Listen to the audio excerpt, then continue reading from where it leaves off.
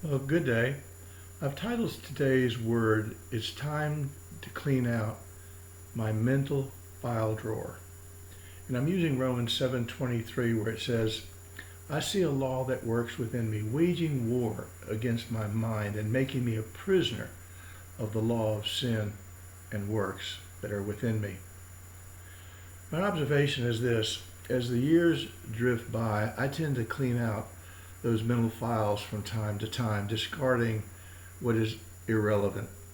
But certain things seem to stay with me forever.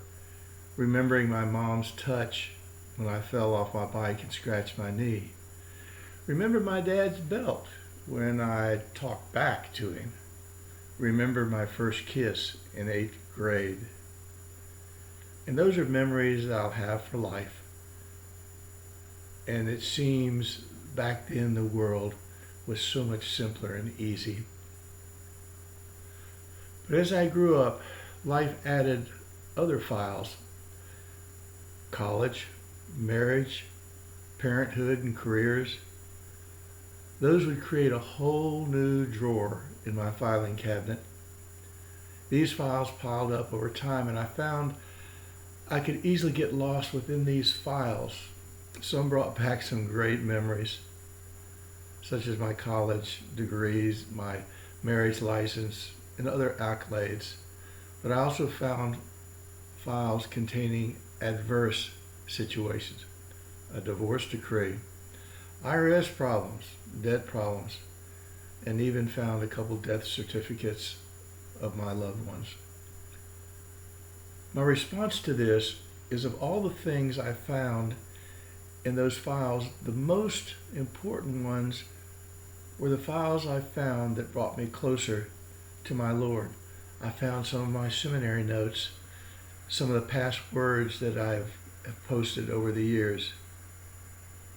But when I find I'm getting caught up in those files, the most important are the files that I mentioned keep bringing me back to the Lord.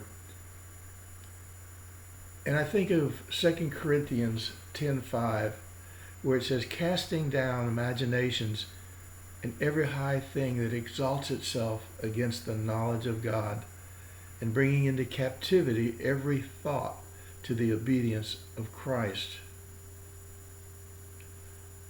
My dialogue is this: Lord and my best friend, you have told us that we no longer have to dwell on the past. Yes, I think we need to learn from the past. I understand that. But to focus on the past, on the negative, does nothing to help me for the future. And so my prayer is, help me to focus on you, on the things that you would have me do, making new file folders that'll be filled with notes that I get from you. And it's in your name I pray, and we'll talk again soon and often. And I'll be listening until we talk face to face. It's your turn.